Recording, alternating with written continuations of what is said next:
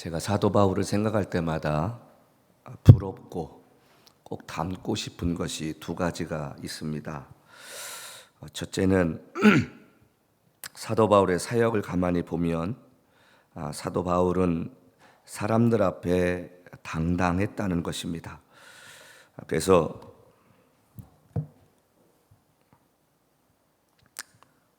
사람들 앞에는 늘 예수 그리스도의 종이라는 이 본분을 잊지 않고 당당하게 말하는 걸 봅니다.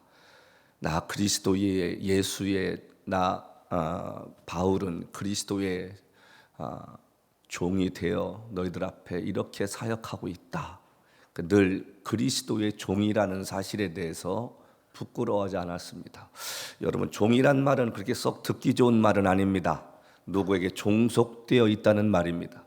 근데 바울은 예수 그리스도 안에 있는 그의 삶이 너무도 자랑스러웠다는 것입니다. 그래서 사람들 앞에 바울은 예수 그리스도의 종이 되었다는 이 사실에 대해서 늘 자부심을 갖고 살았던 그 모습, 사람들 앞에는 당당했습니다. 근데 하나님 앞에는 늘 겸손했던 그 모습이 바울의 모습이었습니다. 하나님의 은혜로 나같이 팔싹둥이밖에 못된 사람 같은 이 사람도 예수 그리스도께서 불러주셔서 그분의 일꾼으로 삼아주셨다는 것, 하나님의 은혜였음을 그가 고백하고 있는 모습을 우린 고린도서 15장 말씀을 통해 볼 수 있습니다. 사람 앞에는 당당했던 그의 삶, 하나님 앞에는 한없이 겸손했던 모습, 자신을 사도라고 인정하지 않는 수많은 사람들의 조롱과 비난에도 그는 당당했고 복음을 전하는 자로서 비겁하게 살지 않았던 그의 모습, 훗날 예루살렘으로 올라가는 그 과정 가운데 마지막 여정 속에서 밀레도에서 에베소 장로들을 불러서 함께 얼굴을 대하고 그가 어떻게 에베소 교회에서 사역했는가 하는 것을 사도행전 20장을 통해 우리는 보게 되는데, 그 삶의 모습 속에서 그가 뭐라고 다짐합니까? 나는 누구 것을 빼앗은 적도 없고 지난 3년 반 동안 눈물로 너희를 위해 어떻게 섬겨왔는지 너희가 안다. 그가 그런 고백을 하는 모습을 우리가 보게 됩니다. 저는 그 장면을 볼 때마다 언젠가 내게도 다가올 은퇴의 자리에서 어떤 모습으로 물러나야 할까를 늘 생각해주고 다짐해주는 그 장면이라고 생각을 합니다.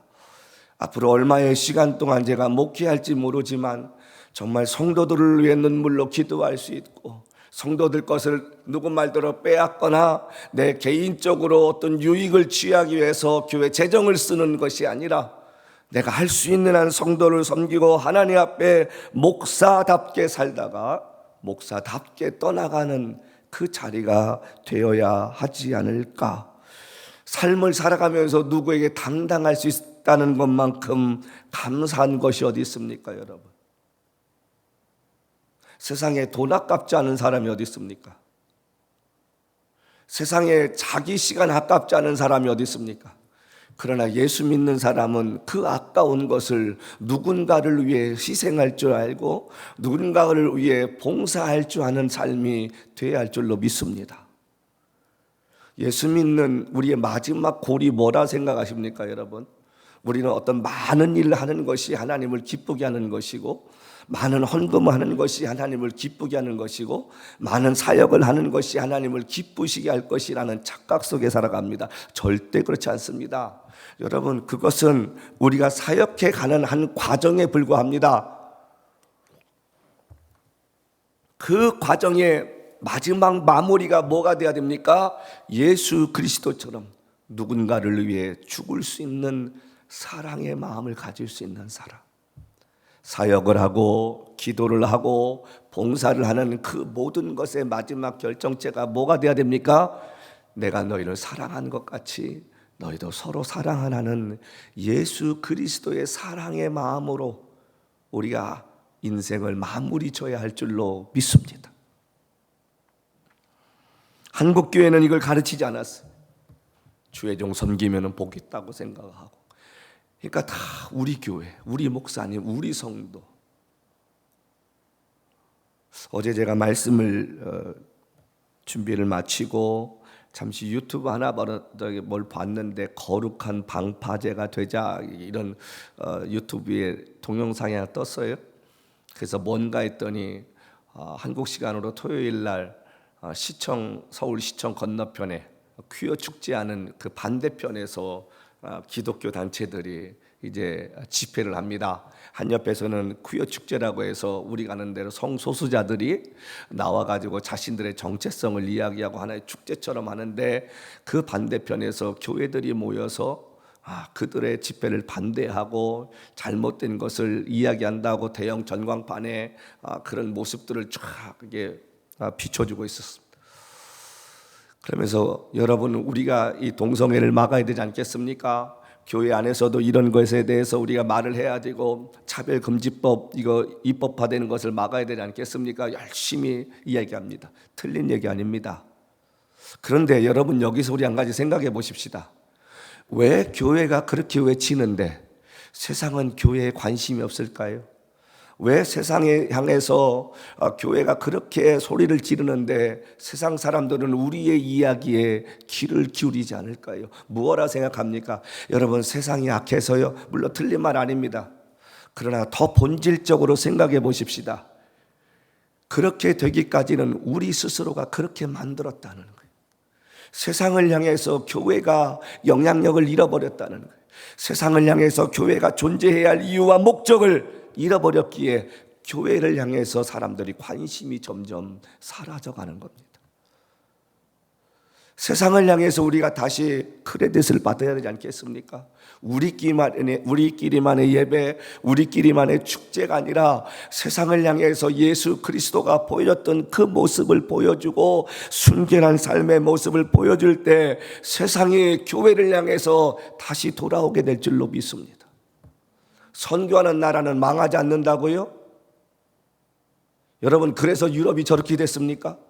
한 시대의 영국은 수많은 나라에 복음을 전파하기에 선교사를 보냈던 나라입니다. 근데 지금 어떻게 됐습니까? 무슬림이 60%가 넘어가고 있습니다. 미국이요? 한 시대에 한 세기에 전 세계 선교사 안 보내는 곳이 어디 있습니까? 근데 전 세계에서 가장 미국처럼 지금 타락해가는 나라가 어디 있습니까? 우리 마음만 먹으면 가가지고 대마초 살 수 있어요. 7번째로 성소수자들이 부부가 될 수 있게 합법화된 주가 늦어집니다. 선교에서 망하지 않는 나라가 아니라 올바르게 예배하고 올바르게 하나님을 섬기는 나라가 망하지 않습니다. 교회가 많다고 세상이 변화됩니까? 절대로 그렇지 않습니다. 한국 교회 6만 개가 됩니다. 한국에 그리스도인이 반토막 났다고 해도 지금 500만 명이 넘습니다. 그런데 세상을 향해서 무슨 영향력을 끼치고 있습니까? 무엇이 이 시대를 이렇게 만들었냔 말이에요. 바울처럼 당당하게 해야 할 말, 하나님이 주신 말씀을 전하고 회개를 선포하고 바른 삶을 살았어야 되는데 세상을 향해서 교회가 교회답지 못한 모습, 교인들이 교인답지 못한 모습을 사니까 세상 사람들을 무시하는 거 아닙니까? 바울은 삶을 살아가면서 하나님 앞에나 사람 앞에 당당하게 살 수 있었다는 것입니다. 많은 사람들이 매일매일의 삶이 자신의 인생이라는 역사를 써간다는 생각을 하지 않습니다. 아침에 눈을 떠서 저녁이 될 때까지 하루의 삶은 하나님 앞에 삶의 붓으로 여러분과 저의 인생을 써내려가는 것입니다. 그리고 그것이 30년이면 30년의 역사가 되고 60년이면 60년의 역사가 되는데 어느 날 하나님 앞에 그것이 보여질 때 심판의 자리에서 우리가 살아온 삶이 쭉 비춰진다는 거죠. 내 삶의 역사를 어떻게 써갈까? 매일매일 내게 주어진 인생의 시간을 어떻게 만들어갈까? 그건 우리 책임입니다. 그런데 어떻게 바르게 써갈 수 있습니까? 예수 그리스도를 바르게 바라볼 때, 그분이 우리에게 원하시는 삶의 여정을 내가 타협하거나 내가 주저하지 않고 똑바로 주님을 향해 걸어나갈 때 저와 여러분의 인생의 역사가 바르게 써내려갈 줄로 믿습니다. 저도 이제 나이가 점점 들어가다 보니까 선배 목사님들을 이렇게 바라보게 됩니다. 그리고 그분들이 걸어가셨던 여정을 바라보게 됩니다. 그리고 나는 저 나이 때 어떻게 살아야 될까를 생각하게 됩니다. 그러면서 제 스스로에게 다짐하는 게 몇 가지가 있는데, 첫 번째가 세상 사람 앞에나 하나님 앞에서 비겁한 자가 되지 말자. 내가 손해가 있다 할지라도 바른 편에 서서 살다 가자. 두 번째로는 할 수만 있으면 베푸는 자의 삶을 살다 가자. 인색한 자가 아니라 후배들 앞에서 선배가 지갑 열 수 있는 사람이 되자. 세 번째로 내가 인내하며 살 수 있는 사람 되자. 여러분, 때로는 사람과 사람 사이에 만나서 대화하다 보면 욱할 때 있습니다. 내 의견 주장하고 싶습니다. 근데 그렇게 하다 보면 관계 깨지잖아요. 차라리 같지 않은 얘기 듣고 올바르지 않은 얘기 듣고 그것이 복음과 관련 없는 일이고 죽고 살 일 아니면은 그냥 내가 입 다물고 있자. 참 힘들더라고요. 후배들을 치고 올라올 때 그걸 참고 있기가 참 힘들어요. 가깝게 여기고 나를 누구보다도 이해할 수 있을 만한 목사가 내가 있는데도 불구하고 빠득빠득 우길 때 인간적으로 한 대 주워 받고 싶고 바르게 이야기하고 싶지만 지금 시대가 듣습니까? 조금 시간 지나면 깨닫겠지. 그리고 제가 한번 참고 지나갈 때가 요즘 들어 많아집니다. 그러면서 생각할 때 선배들이 과거에 제 모습을 봤으면 어떠셨을까? 제가 반성하게 됩니다. 두 번째로는 바울의 삶을 통해서 지치지 않는 열정의 모습이 있었다는 거예요. 제가 종종 말씀드리잖아요. 세상은 그렇다 할지라도 우리 예수 믿는 사람은 두 가지 병이 없어야 된다고 생각하는데, 기본적으로 첫 번째가 우울증이고 두 번째가 공황장애라고 제가 말씀드렸잖아요. 이거 목사님 모르시는 말씀이세요. 살다 보면 누구나 걸릴 수 있어요. 여러분, 누구나 걸릴 수 있는 병이 예수 안에서는 걸리지 말아야 할 줄로 믿습니다. 뭐 암이라든가 이거는 내가 조심해도 보이지 않지만 우울증이나 공황장애는 여러분 어디서 오는 거예요? 사람이 외롭다고 생각하고요, 사람이 어떤 일에 자꾸 실망하게 되고 거기에 대해서 자기를 위축시키고 자기를 사랑하지 못하는 사람들이 걸리는 거예요. 난 거지들이, 지금은 거지들이 별로 없지 않습니까? 옛날에 제가 어릴 때만 해도 거지들이요, 그 옛날에 그 분유통이 있었어요. 이렇게 분유통이 있고 거기에 이렇게 철사로 해가지고 이렇게 손잡이가 있었는데 그거 들고 다니면서 밥 얻어 먹던 시절이 있었습니다. 전 거지들이 그때 우울한 거 보지 못했습니다.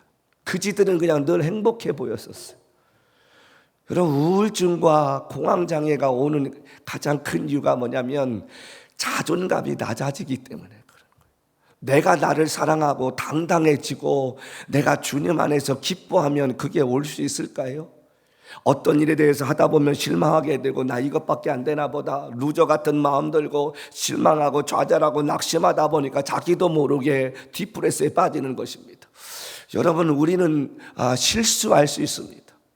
우리 기독교인들에게 쓰지 말아야 할 단어가 뭡니까? 실패라는 단어입니다. 저와 여러분의 인생 가운데 세상 사람들이 볼 때는 실패라고 할지라도 우리는 그게 실패가 아니라 하나님 앞에서 훈련이고 연단인 줄로 믿습니다. 동의하시면 아멘 하십시다. 여러분, 실패가 아니라 이번 실수를 통해서 하나님이 깨닫게 하시고 이 훈련을 통해서 하나님과 좀 더 가까이 가라고 하는 사인인 줄로 믿습니다. 단어라도 바르게 선택하십시다. 우리의 인생은 실패하지 않습니다. 단지 실수의 연속에서 하나님의 뜻을 깨닫게 하시는 연단의 과정만 있을 줄로 믿습니다.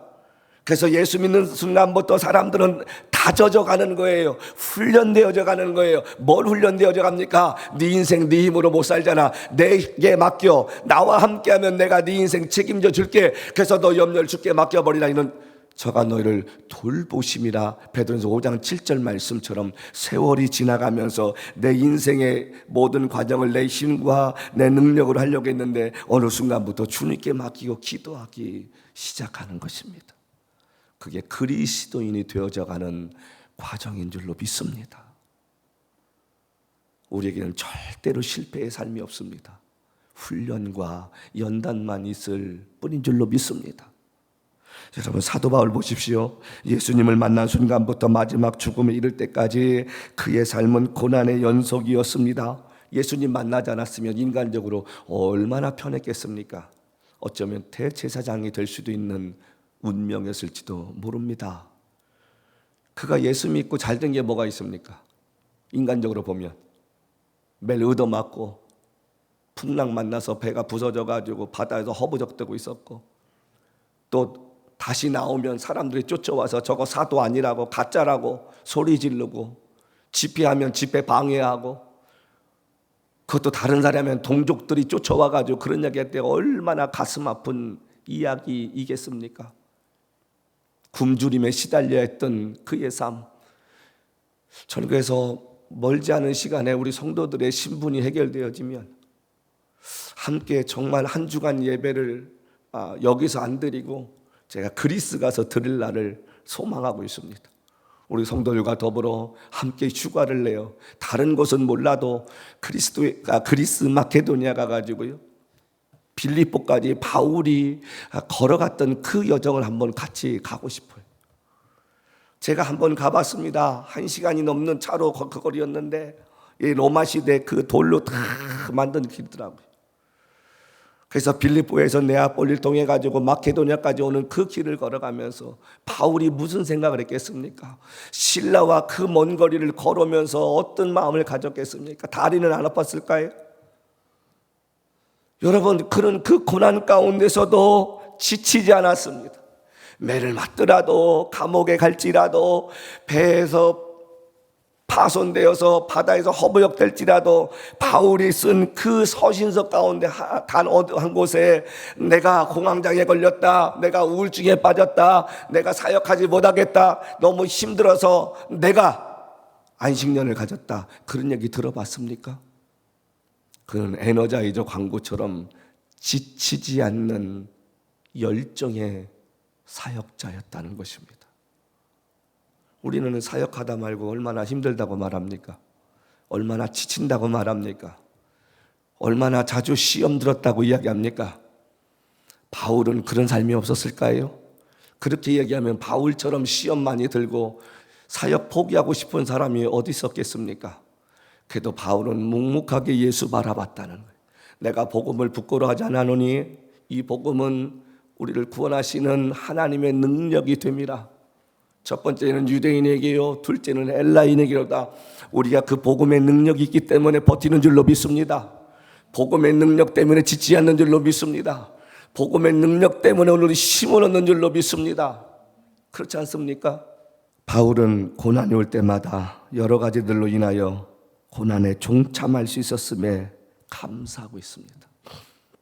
우리의 삶이 어렵다고 주님께서 맡겨진 그 일을 게을리해서 되겠습니까? 오히려 그럴 때마다 우리가 해야 할 기도가 뭡니까? 하나님, 버틸 수 있는 힘을 주옵소서.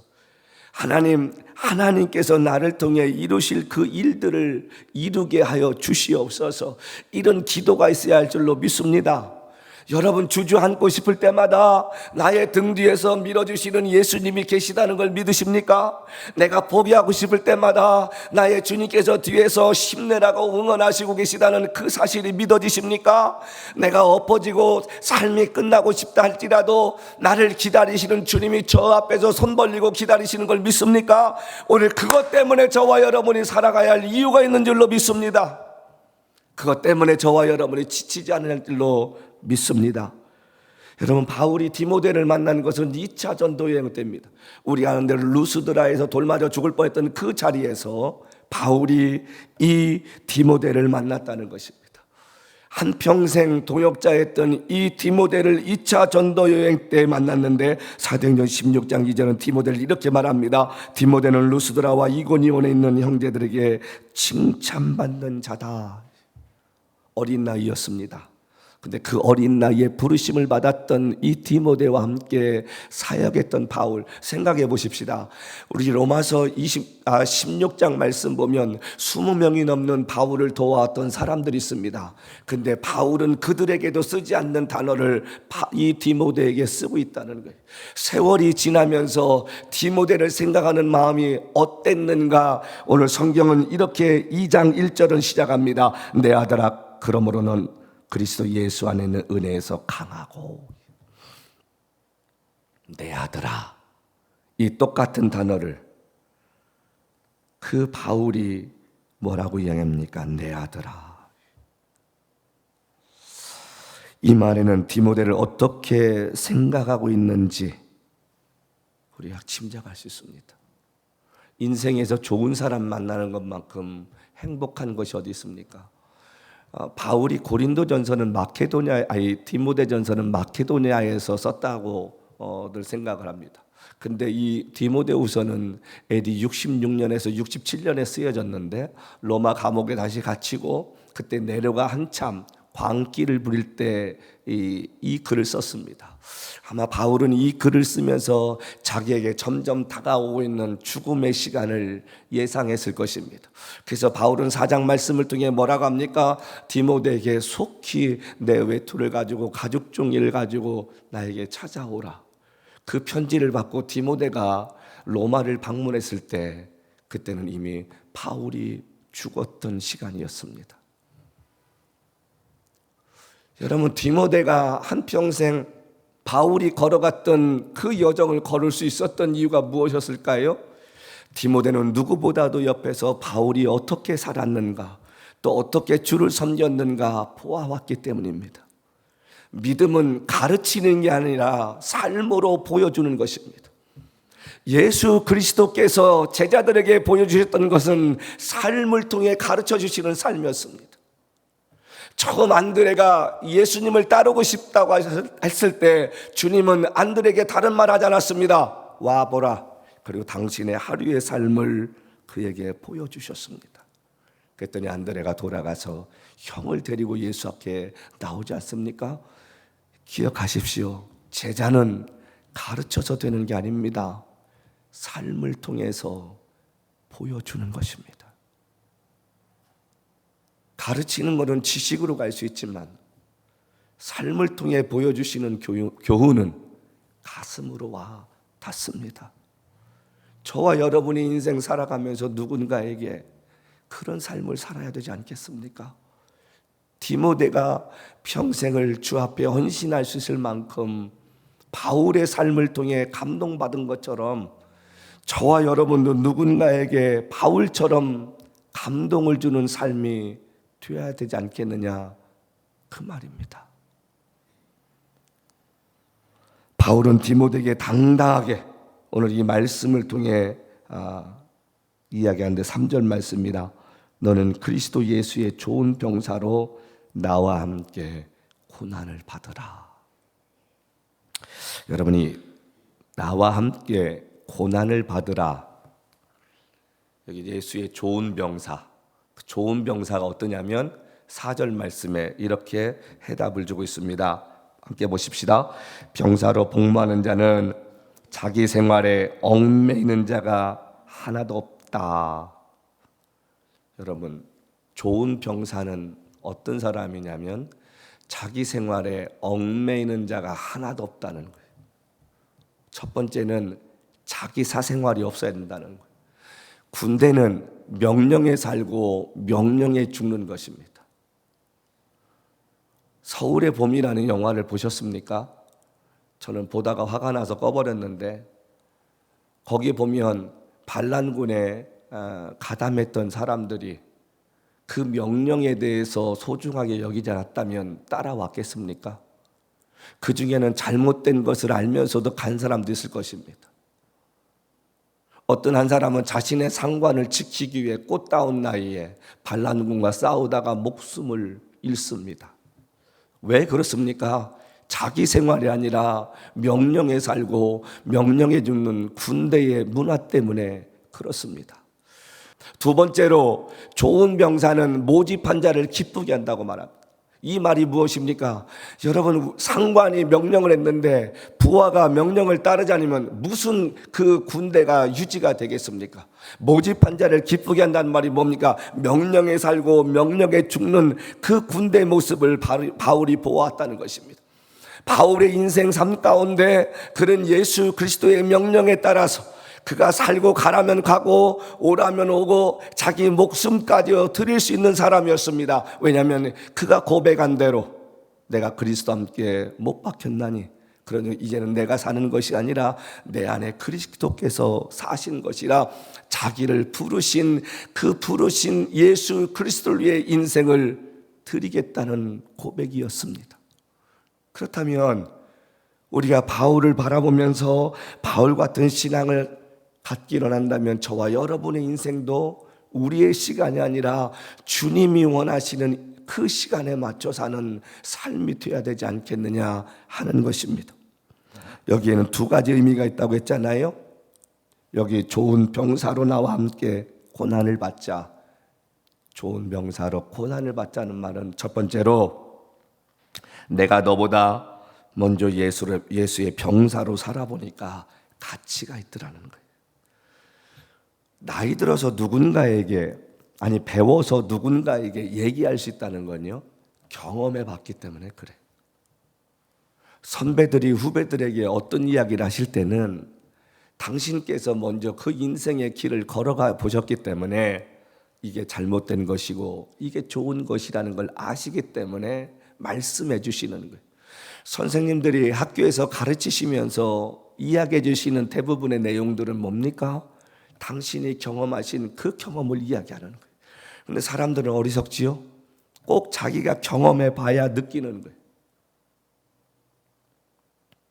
우리가 책이라는 것을 통해서 삶의 지혜를 배우고 인생의 경험을 배우면 그걸 삶으로 활용해야 되는데 지식으로 끝나는 사람들이 많습니다. 그래서 저는 선배 목사님들 설교하실 때마다 제가 존경하는 게 두 가지입니다. 첫 번째로 나도 저 나이만큼 살 수 있을까? 저 어르신만큼 살 수 있을까? 저 어르신이 걸어간 그 인생의 경험만큼 나도 쌓을 수 있을까? 여러분, 그게 존경스럽고요. 두 번째로 그 선배 목사님이 목회를 잘하셨던 못하셨던 그 기나긴 세월 동안 하나님의 일꾼이 되어 살아오셨다는 그것이 존경스러운 거예요. 당신들이 살아온 인생을 보니까 후배들에게 야, 이렇게 했더니 후회스럽더라, 이렇게 했더니 별로 좋지 않더라, 너도 좀 이렇게 하지 마라, 이런 얘기를 대놓고 못 하시니까 우회적으로 이야기하시는 거잖아요. 그런데 그걸 듣느냐? 많은 사람이 듣지 않습니다. 요즘 젊은이들 하는 말대로 꼰대라고 얘기들 합니다. 그러면 그 사람의 인생 수준은 그것밖에 되지 않는 거예요. 선배 목사님이 하시는 그 말씀을 들으면서 아, 그렇구나, 나도 저 목사님의 나이 됐을 때는 저런 얘기하기보다는 더 좋은 얘기 해야지, 청춘어람이 돼야지, 이런 생각을 가지고 살아야 되는데 그렇지 않다는 거예요. 바울은 지금 디모데에게 그렇게 얘기하는 거예요. 디모데야, 네가 볼 때 어린 나이에 힘들고 어려운 것 같을지라도 내가 인생 마지막에 서보니까 남들처럼 좋은 곳에 놀러 갈 수도 없었었고 즐기지도 못했고 가정을 이루지 못하는 삶이었다 할지라도 내가 매를 맞고 파선을 당하고 굶주림에 내가 처해 있었던 시절도 있었지만 지금 인생을 되돌아보니까 예수 그리스도의 종으로 한평생 사는 이 삶이 가치가 있더라. 그러니 너도 그렇게 살았으면 좋겠다. 그런 권면입니다. 우리 두 목사님을 제외하고는 제가 여러분들보다 나이가 많습니다. 제가 짧은 인생 살아와 보니까요, 세상 친구들이요 좋았을 때뿐이더라고요. 그들과 어울리고 즐거운 시간이요 그때뿐이더라고요. 내가 가지고 없고 있는 것이 별로 없고 내가 여유 있게 누리지 못하면 그들도 언젠간 다 떠납니다. 그러나 예수는 절대로 우리의 삶 마치는 그날까지 주님은 떠나지 않는 분인 줄로 믿습니다. 예수를 위해 사십시다. 예수를 위해 사는 삶, 예수님을 기쁘시게 하는 삶을 사는 사람의 인생은 후회하지 않습니다. 좋은 병사가 되어서 부르신 예수님을 기쁘시게 하는 그 인생의 그 여정을 살아가는 그 삶 후회하지 않습니다. 바울은 디모데에게 그 이야기를 하고 있습니다. 두 번째로 바울은 디모데에게 나와 함께 고난을 받자고 이야기한 이유는 그렇게 사는 것이 훗날 후회하지 않을 삶이라는 확신을 가졌기 때문입니다. 여러분에게 주어진 인생 어떻게 살든 자유입니다. 그러나 할 수만 있거든 그 삶의 매 순간순간마다 주님을 기쁘시게 하는 삶을 살려고 몸부림치십시다. 돈을 벌든 무엇을 하든 하나님의 영광을 위해 나의 삶을 써달라고 말이지요. 결혼한 부부들에게 제가 꼭 하는 말이 있습니다. 다른 건 몰라도 로마서 16장에 나오는 대로 브리스길라와 아굴라처럼 섬기는 교회에서 주의 종을 기쁘게 하고 주의 종이 어느 곳에 있든지 그 부부를 생각하면 마음이 든든해져서 내게도 영적 브리스길라와 아굴라 같은 사람이 있다고 간증할 수 있는 좋은 일꾼이 되며, 교회 안에서는 저런 부부처럼 우리도 하나님 앞에 헌신되어 가는 사람이 되어야겠다는 신앙의 롤 모델이 되라고 제가 부탁을 드립니다. 성도 여러분, 우리를 주위에 많은 사람들 가운데 우리를 불러주셨는데 그들을 향해서 나와 함께 주를 위해 고난받는 삶을 살자고 고백할 수 있는 사람이 되었으면 좋겠습니다. 여러분이 언제부턴가 그리스도인이 세상에서 고난받는 것을 두려워하고 고난보다 편안하고 안전한 삶을 살기를 원한다고 말하는데, 우리들만큼은 불편할지라도 그것이 주님을 위한 길이라면 주저없이 그 길을 선택할 수 있는 용기 있는 그리스도인이 되십시다. 그래서 이 땅의 삶이 아니라 언젠가 주님 앞에 서는 날 부끄럽지 않게 주님께서 맡겨주셨던 인생의 시간을 주님을 위해 쓰려고 최선을 다해 나왔다고 고백할 수 있는 우리들 되십시다.